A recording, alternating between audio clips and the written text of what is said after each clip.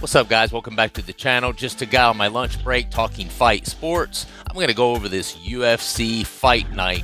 Deiveson Figueiredo against Petr Yan in the main fight, which I think is a banger for a fight night. Since we've had these Apex fights going on the past couple of years, some of the fight nights have been getting not the greatest. This is one I'm actually excited about. Two top bantamweights.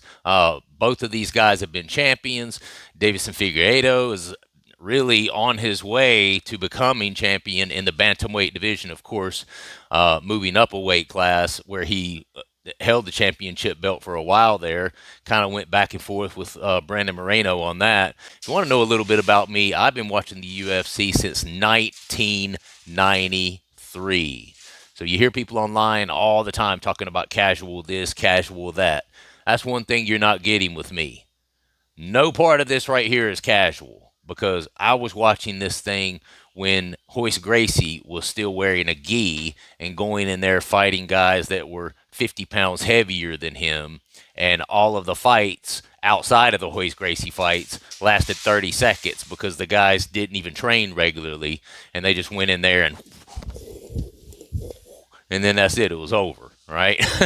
I watched it when there was no rules, when it was on VHS tape, and the VHS tape clearly read banned in 46 countries or some shit like that. That's how long I've been watching it. I've watched the sport grow. I've watched it evolve. So I truly am one of those super fans. I get all of the pay-per-views.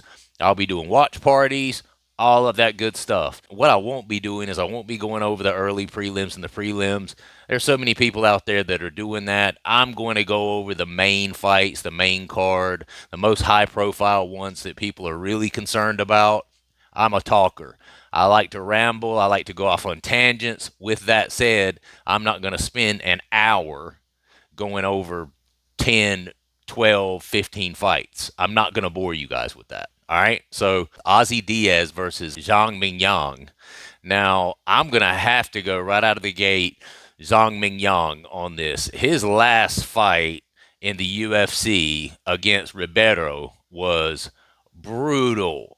Brutal KO fashion. It's not often you see a Chinese guy that'll just stand in the pocket and bang. This dude will bite down on his mouthpiece, stand in the pocket with 3-4 punch combinations, and there's not many people in the UFC that are willing to do that.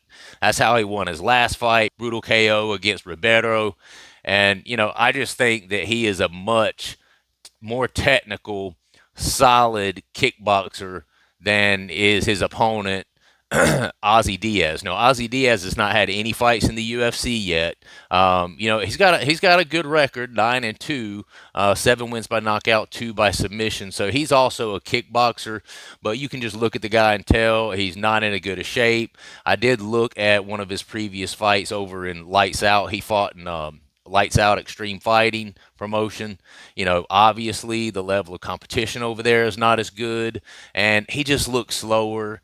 He looked like more like the plodding forward, sort of fighter. We don't have we don't have a big sample size of fights to look at with Ozzy Diaz because this is his first fight in the UFC. I just think he's going to have his hands full with Zhang Mingyang, man. I just think Zhang Mingyang is kickboxing is just going to be too good, too tight, too fast, and I see Zhang Mingyang getting this done. Maybe first round they're going to feel each other out a little bit. I say by the second round, Mingyang catches Ozzy with something and puts him out of there. So I'm going Zhang Mingyang second round. Let's go TKO. Let's say he hurts him, stumbles him, goes in for the kill, and the ref stops it. Moving on up the card, we got Carlos Oberg versus Volkan Oezdemir. Now, this is a good fight. Both of these guys can throw hands.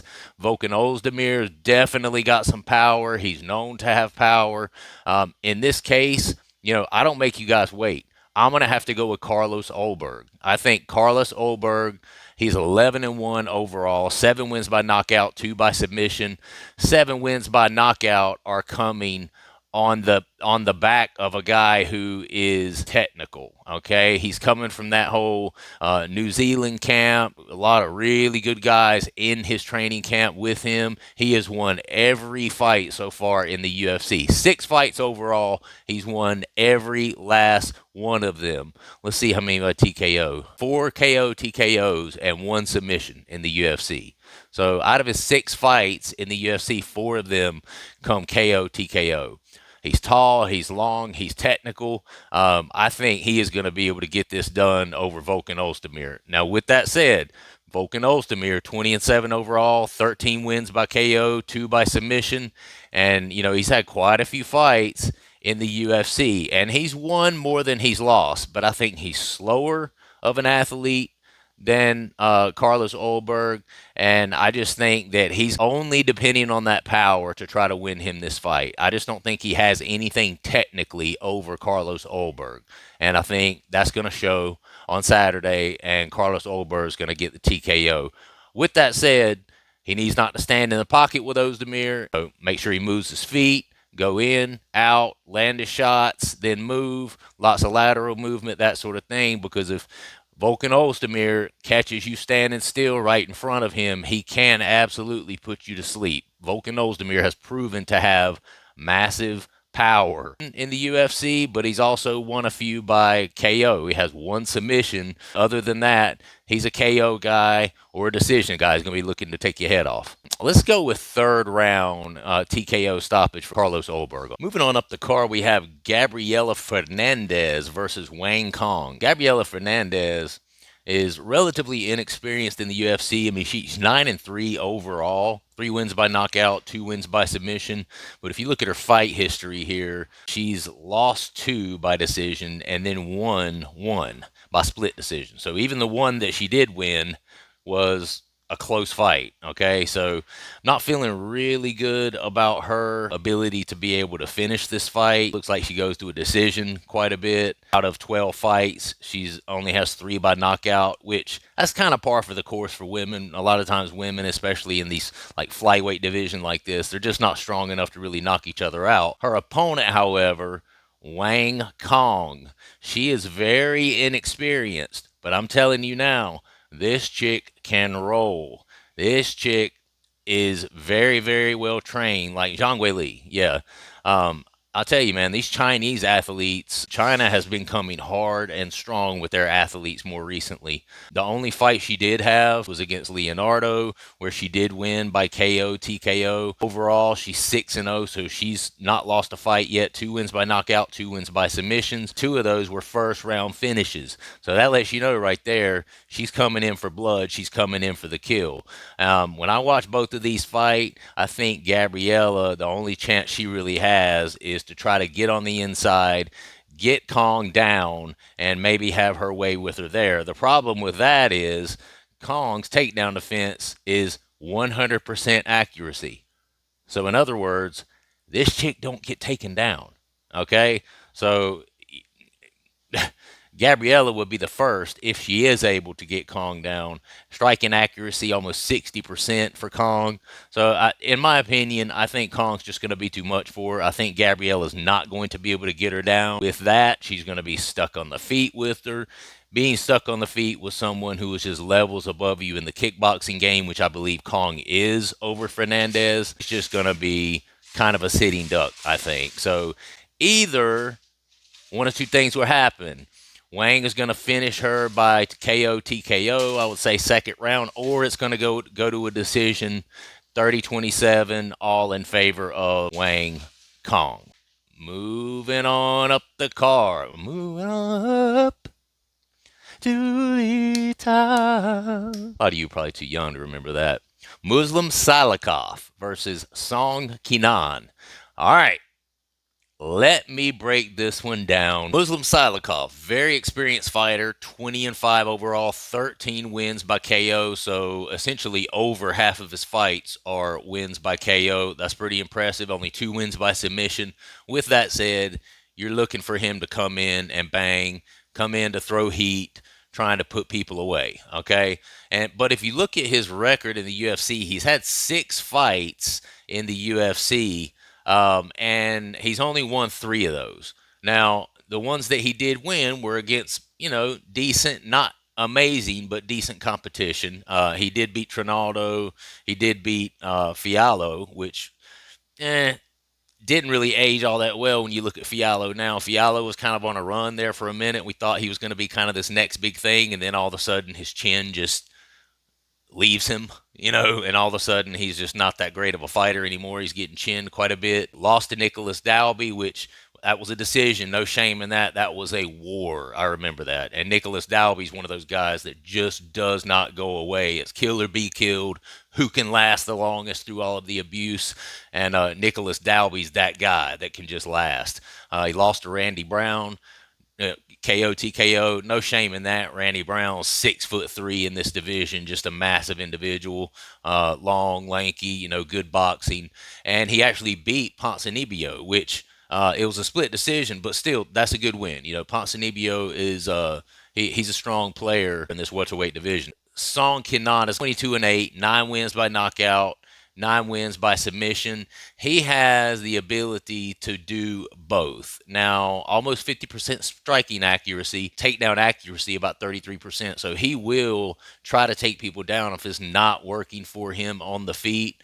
As far as his fights in the UFC, yeah, he's had 6 fights in the UFC. He has only won 2 of those. He lost to Max Griffin, lost to Machado Gary, no shame in that. Beat Bedoya, decent win there. He beat Ricky Glenn by decision as well. So between these 2 guys, I don't know, man. I just feel like Muslim Sailikov is too big of an individual, and he throws heat. So Song Kenan is going to have to be really, really careful not to stand in the pocket for too long and get caught by Sailikov, because I do feel like Sailikov has a major power advantage here, and he is one of those guys. He throws some heavy overhand rights.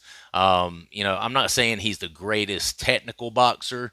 He's not the kind of guy to, come in, step out, step back in, throw a 4-punch combination, slip off to the right, then hit you to the body, go over top with the left. I mean, he's not that type of guy, but he is a guy who is big, very strong for the welterweight division, very compact, throws quite a bit of overhand rights. And the thing is, he likes to hide it, by kind of pretending to shoot a takedown, then he'll come over the top with a right. When guys get tired, they start putting their hands down. Sailikov's tough, so he can last through the beginning of the fight. And if he hits Kenan with one of those overhand rights, I just feel like it's going to be lights out. And Sailikov does have 13 wins by KO in his career out of 25 fights. So over half of his fights are KO finishes. So that lets you know he's coming for that KO. And I just think Kenan's not going to be able to stay away from that. So I'm going to go Muslim Sailikov. Let's go second round, end of second round KO. I think he's finally going to catch Kenan with his hands down. And I think the assassin is going to be assassinated. Moving on up the card. At the co-main event, Yan Xiaonan versus Tabitha Ricci. And if we don't get anything outside of this one, Tabitha Ricci's pretty hot. I got to give her credit for that.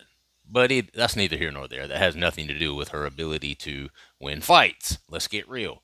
Tabitha Ricci's 11-2 overall. 1 win by knockout, 3 wins by submission. Most of her fights in the UFC, she has won most of them, but of course, most of them have been via decision. She did have 1 submission over Pinay. Her last fight, she did win over Angela Hill. That aged pretty well. Not saying that Angela Hill is, one of the very best, but she's definitely a strong gatekeeper for this women's strawweight division. So if you can beat Angela Hill, that means you've got a good run towards the top, okay? I think if she's going to win this against Yan Xiaonan, that she's going to have to use her takedowns and her wrestling, her grappling, okay? With that said, takedown accuracy of Yan Xiaonan is 73%. Striking accuracy 45%. She has 8 wins by KO. So you're talking about a woman here who has 8 wins by KO in Yan Xiaonan. So I do believe that Yan Xiaonan is going to be able to get this done against Tabitha Ricci. Tabitha Ricci has looked good as of late. She's, won 2 fights in a row. This is looking for her third tomorrow night. But I just think that Yan Xiaonan is just going to be a little bit too much for her. And if you look at her fights in the UFC, I mean, she fought for the title recently against Zhang Wei Li. Lost that fight, but looked really, really good in that fight. If you can go to a unanimous decision with Zhang Wei Li and even being on the wrong side of that decision, she showed that she belongs up there, not only in the UFC, but at the top of it, because Zhang Wei Li is absolutely at the top of that division. Yan Xiaonan showed a really good account of herself in that. Before that, beat Jessica Andrade. Before that, beat Mackenzie Dern. Before that, she actually lost to Rodriguez, but that was a split decision, close fight. A lot of people thought that could have gone to Yan. So, well, God, that didn't age well. She lost to Carla Esparza.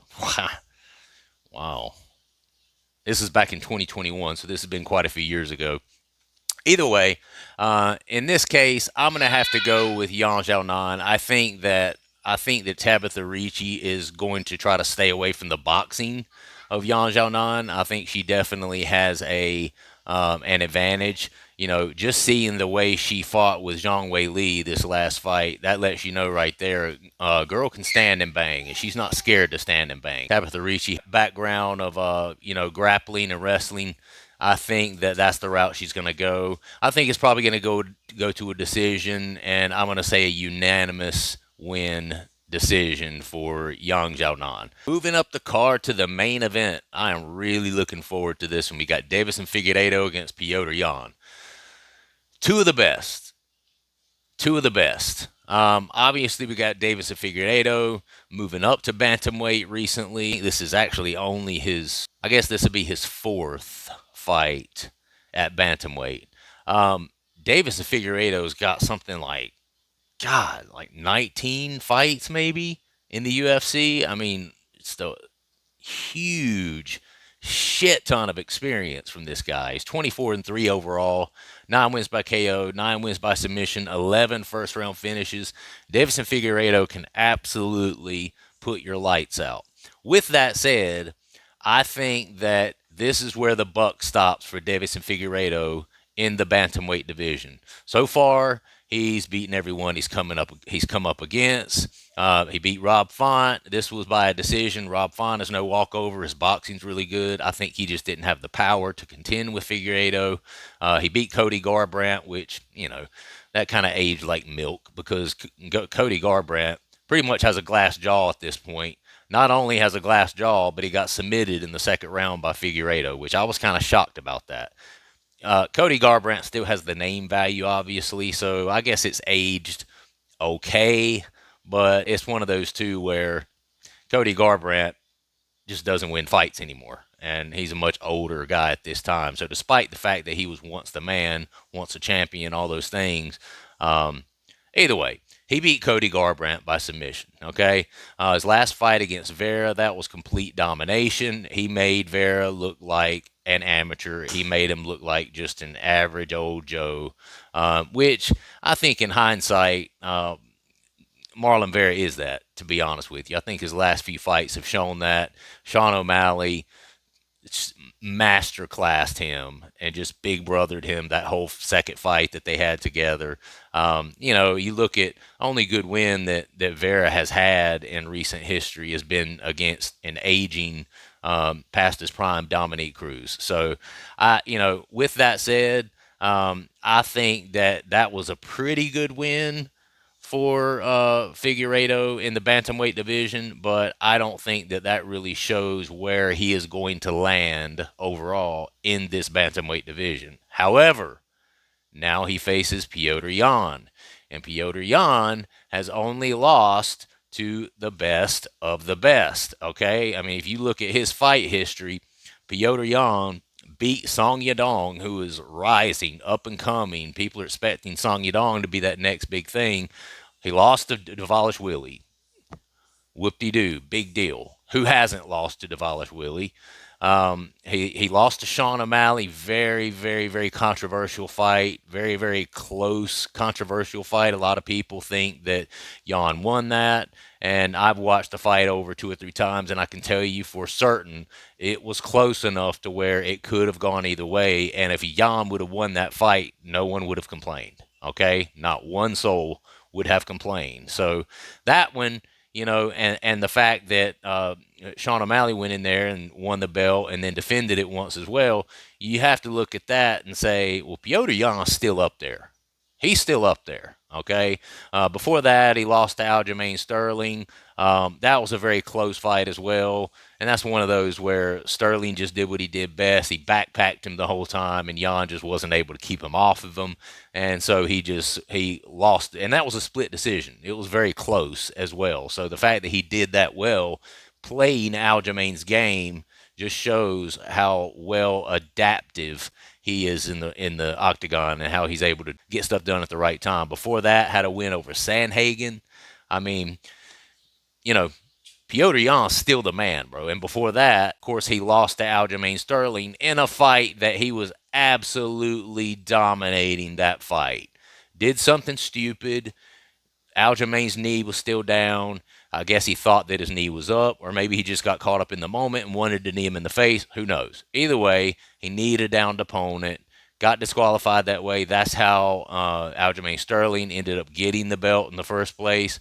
So when you look at Petr Yan's record, Petr Yan is a winner. It's not going to keep going and going and going. He has quite a lot of fights in the UFC as well, but overall 17-5, 22 fights total, 7 wins by knockout, 1 by submission. The boxing of Petr Yan, I think, is going to be the deal in this fight. And I do see Deiveson Figueiredo trying to take Yan down at some point throughout this fight. Petr Yan has a very rich history of boxing. A lot of people, they think of his wrestling background and they put him kind of in that category. But I'm here to tell you, he was an amateur boxer, has had quite a lot of boxing fights. So this man knows how to throw hands in the pocket. And I think he has a way better chance of landing something significant than does Deiveson Figueiredo. Don't get me wrong, Deiveson Figueiredo is not a bad boxer,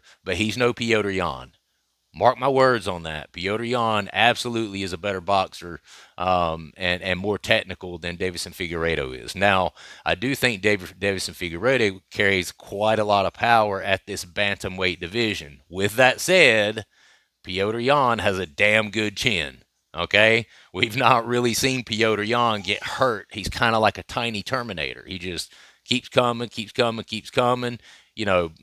Sean O'Malley is a big guy for that. And I know a lot of people, oh, he's skinny. No. Sean O'Malley is a big guy for the bantamweight division that has quite a bit of power despite his skinny stature. Trust me. And speed equates to power. And Sean O'Malley's one of the quickest. So for anybody that thinks he doesn't have power, you're full of shit. Because Sean O'Malley does have power. And he hit Petr Yan with some of his best shots. And Petr just kept coming like a little Terminator. So Petr Yan has a great chin. I don't think Figueiredo is going to be able to catch him with anything significant enough to stop Petr Yan.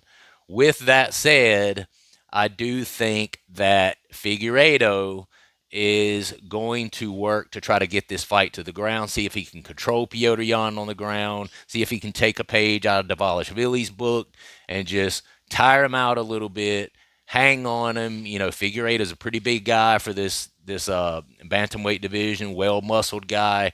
I think he's probably going to be the stronger athlete in there. I think he's going to try to make this a wrestling grappling match. It's hard to know who to pick.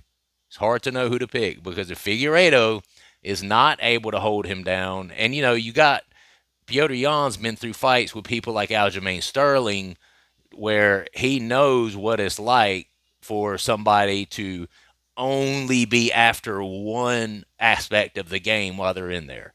Aljamain Sterling was not interested in striking with Petr Yan at all. He was in there for one thing, that was grappling. A lot of times when you go through fights like that, where you're in there with people who that's their whole game plan, it causes you to learn a lot, and you get better. So it could be that Petr Yan has gotten quite a bit better at his takedown defense, staying on his feet, because I do think that he's going to be trying to stay on his feet in this fight. I mean, he's got a 54% striking accuracy. His takedown defense or his takedown accuracy is 51%. So he's no slouch when it comes to grappling too. I think he's a better wrestler than Deiveson Figueiredo, but I think the grappling and the submission definitely is going to go to the Brazilian. All right, and that's just kind of, I chalk that up to geographical regions. Those guys over in Brazil, that's just something that's more innately incorporated into their MMA game, is the whole jiu-jitsu realm. And I know Petr Yan's got the wrestling, and which has quite, and for him being from that region he's from, has quite a bit of sambo, which also has submissions in it. So I'm not saying that Petr Yan doesn't have a clue about submissions, but I think his bread and butter is going to be on his feet. I think he's a better boxer, a better kickboxer. I think he's more defensively sound on the feet than is Deiveson Figueiredo, because Deiveson Figueiredo, he gets caught. He got caught quite a bit by Brandon Moreno in their fight.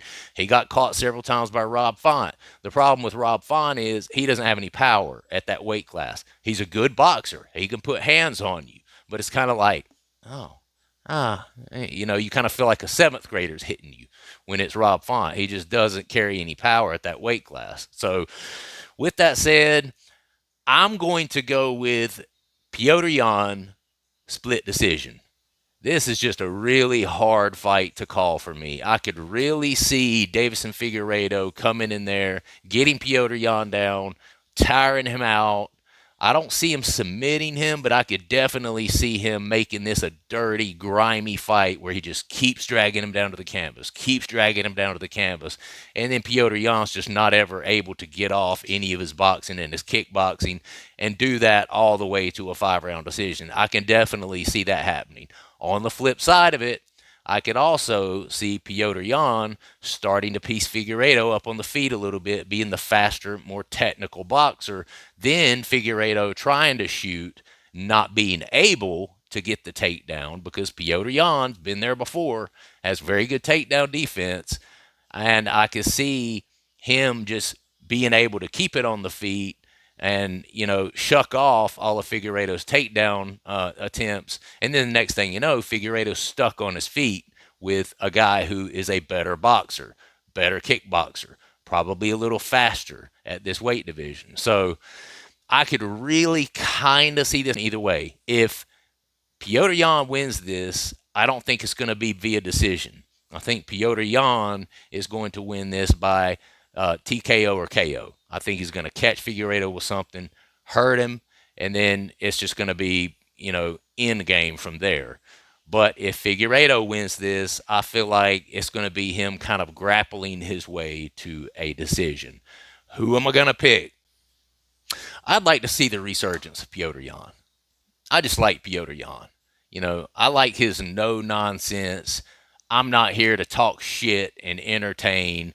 I'm here to fight. I'm from this region of the earth where at 12 years old, I was out there, working a full-time job on a shrimp boat or whatever he did. It probably wasn't a shrimp boat. I really don't know. But I'd have heard that he's that kid that just, since he was knee-high to a grasshopper, which he's still kind of knee-high to a grasshopper. He's like 5'6" or 5'5", maybe something like that. Either way, point being, he is a very, very hard-working, nose to the grind sort of individual and sort of fighter. I think he still carries that today, and I just like that about him. I think that he has a better chance, making another title run than does Deiveson Figueiredo at this point. I think Deiveson Figueiredo has looked good so far with the opponents that he's faced, but I just don't think that a win over Cody Garbrandt and Marlon Vera, I think some people are giving him a little bit too much credit for those wins, because let's get real, y'all. Rob Font hits like a girl. Cody Garbrandt is a dead body at this point. Vera you know, if you have any sort of good technical skill at all, you know, Vera might be able to last to the bell just because he's a hard-headed, tough son of a bitch.